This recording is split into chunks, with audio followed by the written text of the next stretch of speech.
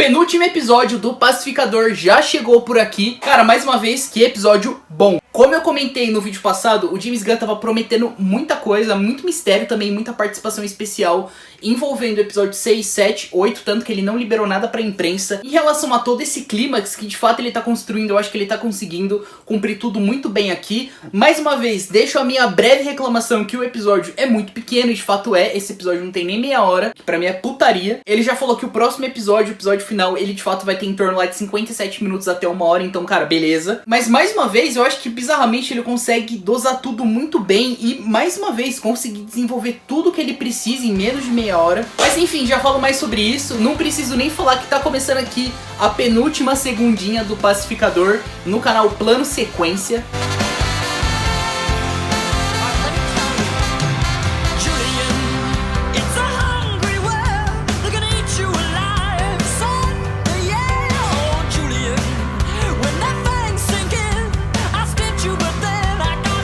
Cara, esse episódio, pra mim, ele já começa no puro ouro. Já começa com o Chris e com a Harcourt fugindo da Argus. E ali já tem uma piada mostrando o Chris, o quanto ele é um completo idiota. Primeiramente que a cena de ação envolvendo a Harcourt, o Chris e todos os seguranças da Argus, ela é muito dinâmica, é muito bem dirigida. É uma ação um pouco mais impactante. A coreografia é muito boa, é tudo muito bem orquestrado ali, mesmo sendo uma ação muito mais curta. Toda a cena da perseguição, cara, ela é muito bem feita. A própria cena dele pegando o jetpack e, cara, fugindo com a Harcourt pela janela é muito, mas muito bem dirigida. Aqui, cara, já cortando pro Vigilante, mais uma vez, de tudo que eu reclamei da ausência do Vigilante, o James Gunn tá conseguindo compensar aqui muito bem. E mais uma vez, cara, eu acho muito bacana os dois Vigilantes não terem literalmente diferença nenhuma. E o Fred Stroma, ele consegue passar isso também, assim, tipo, não tem contraponto nenhum entre os dois vigilantes ali, é tudo muito natural. De novo, a química do Fred Stroma com o Fred Stroma, tudo bem que a gente sabe que ele tava atuando sozinho ali, mas fica muito orgânico na tela, todas as piadas são muito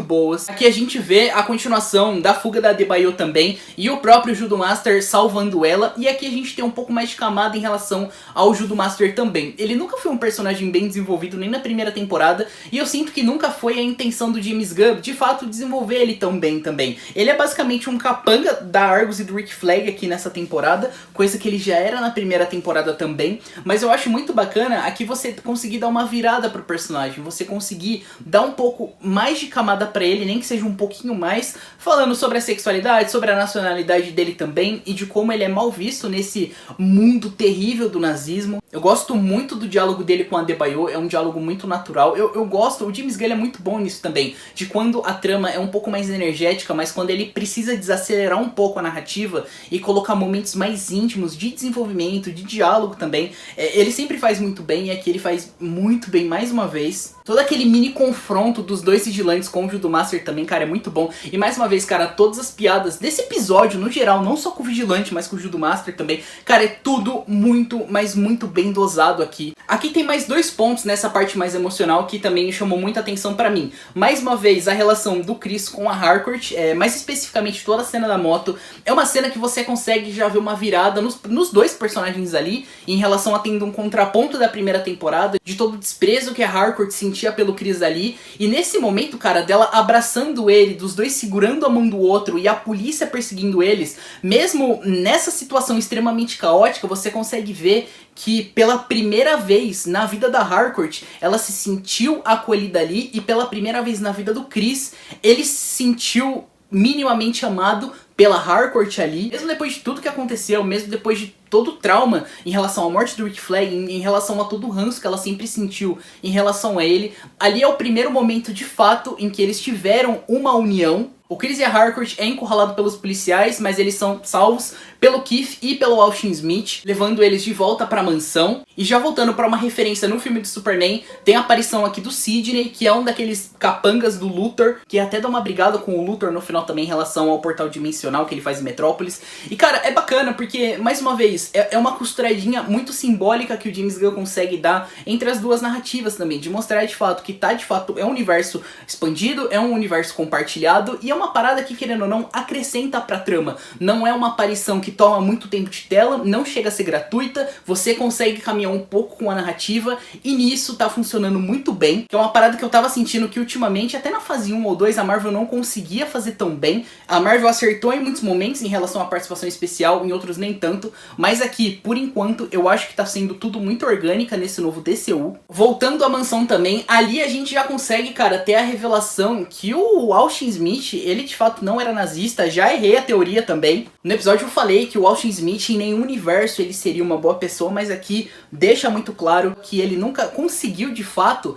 a lutar a esse mundo extremamente caótico. Ele nunca teve o peito pra conseguir lidar com isso, porque é uma parada muito mais pesada, e ele deixa muito claro que ele prefere muito bem enfrentar um kaiju gigante do que esse partido de merda. E você começa a perceber isso nas próprias falas dele. É uma parada que o James Gunn vai jogando muito aos poucos. Primeiramente o Keith falando que a Adebayo fugiu, daí ele fala, cara, mas por que você perseguiu ela? Não foi isso que eu te ensinei. Aí você já começa a dar uma estranhada, você descobre que ele já encontrou o Austin da outra realidade, no caso da realidade do Chris, e que ele era um extremo de um cuzão, e ele fala que aquilo de fato era uma versão mais sombria dele, que você fala, cara, peraí, então você não é tão cuzão assim? E de fato não é, cara, ele ia deixar todo mundo embora. Você vê que dali, entre ele e o Keith, ele era de fato mais racional. Ele falando, e isso eu acertei também, e ele fala que o próprio pacificador da realidade da Terra X, ele tava completamente fudido da cabeça, ele tava completamente depressivo, ele tava com muita atitude questionável, atitude que o próprio Austin não concordava, tanto que ele fala isso até pro policial, falando que, cara, eu não tô falando aqui que o meu filho é inocente, ele realmente não é inocente, mas ele não tá aqui na casa. É nesses pequenos diálogos que você começa a se questionar, você fala, cara, eu tô achando que esse cara, ele não é uma pessoa ruim, tá ligado? Até de fato o vigilante entrar pela janela e esfaquear ele no pescoço também. Cara, é uma cena que, tipo, mesmo com o tom caótico que ela tem, eu achei, mano, você racha o bico justamente pela falta de noção do vigilante, mas ao mesmo tempo, você se coloca no lugar dele e fala, mano, tipo, na cabeça dele, beleza, ele realmente achou que, dado o histórico do Austin Smith no outro universo, que era um nazista, um tremendo de um cuzão, obviamente que ele é um cuzão aqui também, então eu vou matar ele. A cena tem um time cômico muito bom também, o John Cena tá excelente nessa cena. E já falando aqui do John Cena, na própria cena da luta dele com o Keith também, você vê que ele não quer machucar o Keith ali, mas ao ponto de tá quase todo mundo matando o Keith. E ele gritando e gritando, falando que não é pra fazer isso, que ele é o que causa toda essa coisa ruim em relação aos universos, que o problema não é o universo, mas sim ele. Vai tendo flashback da primeira temporada da morte do Keith. E cara, todo o diálogo dele falando que ele mudou pra essa realidade justamente por ele querer sentir qual que é a sensação de ter uma família, a sensação de ser de fato amado. É uma coisa que a gente sempre entendeu em relação ao personagem, mas é uma coisa que ele nunca disse com essas palavras explicitamente, tá ligado? É uma parada que a gente sempre soube, mas a gente nunca viu saindo da boca dele ali. É uma carga dramática muito boa ali, o John Cena entrega muito, muito bem. E mais uma vez, cara, é muito bom ver essa evolução do John Cena. De um cara que geralmente sempre fazia cameo, foi pro Velozes e Furiosos e não tava muito bem, conseguiu dar uma mudada no Velozes e Furiosos 10 depois, no tom do personagem. E vendo pro Pacificador, eu acho 100% que ele conseguiu se achar ali. E é muito bizarro ver a quantidade de camada dramática e emocional que o John Cena conseguiu dar na primeira, mas até mais nessa segunda temporada. Essa cena te comove muito, todo mundo fugindo pelo portal, a Harcourt de fato tentando matar o Keith, e ali já fica claro mais uma vez que ela tá sentindo alguma coisa pelo Pacificador, ao ponto de ela falar, cara, desculpa, eu não posso deixar você ir atrás dele. Uma parada que se o Chris descobrisse, ele jamais ia perdoar a Harcourt, mas o próprio James Gunn falou isso no podcast semanal do Pacificador, que ele sente que a Harcourt é uma personagem tão com camadas, mas é uma personagem que no fundo ela é de fato muito amarga e que ela jamais revelaria isso pro Chris, tá ligado? Os policiais chegando, o próprio vigilante ficando e empurrando a Harcourt pela porta também. Cara, é uma cena tão bem dirigida, é uma cena tão pequena, mas é quando eu falo que uma parada, mesmo sendo pequena, é tão bem escrita e tão bem editada, tão bem montada. A trilha sonora nessa hora ela funciona demais. Eles voltando pra realidade, a Argus e o Rick Flag chegando pra prender o Pacificador. O Judomaster, obviamente, fazendo aquele jogo duplo, indo pro lado ali do Rick Flag.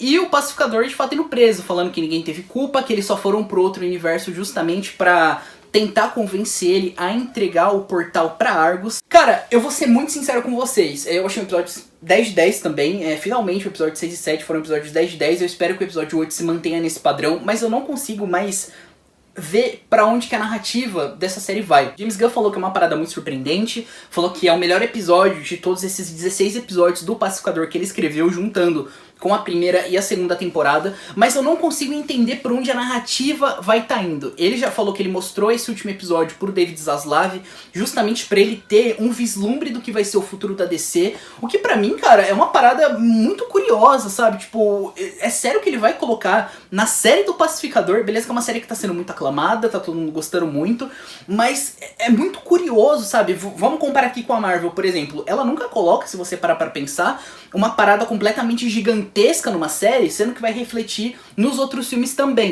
Ah, mas teve o Kang. Cara, teve o Kang, só que o Kang é uma parada resolvida na primeira e na segunda temporada do Loki, tá ligado? Ah, mas ele tá no filme do Homem-Formiga. Cara, beleza, mas daí você consegue assistir o filme do Homem-Formiga sem assistir as duas séries do Loki, tá ligado? Isso não vai comprometer nada em você. A parada é que o James Gunn tá falando aqui e o que dá pra entender que esse último episódio ele vai ser completamente crucial pra você entender o futuro da DC. Você precisa assistir pelo menos esse último episódio pra você entender como é que vai ser a trama do Homem do Amanhã e de todo o futuro de todos os filmes que estão vindo por aí também. Eu acho isso curioso, vamos dar uma olhada. Mantenho aqui mais uma vez a minha teoria que eu acho que aparece o Gladiador Dourado no final. Acho que ainda tem coisa envolvendo a Sacha Bordeaux e ela tá infiltrada pela Amanda Waller. Sobre aparecer o Superman nazista, isso daí já corta, eu já acho que não vai ter nada envolvendo ele também. Tem um detalhe interessante também que o próprio Keith, né, ele fica vivo. O James Gunn falou que no roteiro original ele matava o Keith, mas daí ele tentou jogar um pouquinho pro futuro, talvez numa terceira temporada ou num filme futuro pra desenvolver melhor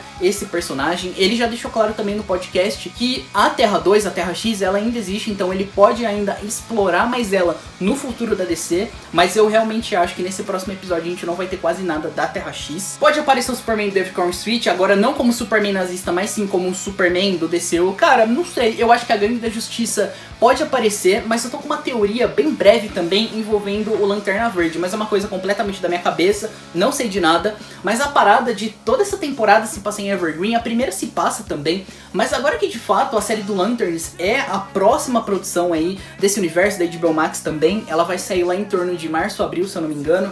E, cara, é a próxima produção, tá ligado? Eu não duvido o James Gunn querer, de fato, deixar um ganchinho. E eu falo Evergreen porque Evergreen é a cidade do próprio Hal Jordan. Eu imagino que Evergreen vai estar muito presente na série dos Lanternas também. Então eu não duvido ter uma breve menção ou uma breve aparição do Hal Jordan aqui. Mas é isso, cara. Mais uma vez, muito obrigado por estarem acompanhando aqui mais uma segundinha do Pacificador. Agora só resta mais uma. Se você gostou desse vídeo, não esquece do like, de se inscrever no canal e não esquece também de ativar o sininho. Muito obrigado por assistir mais esse vídeo. Tchau.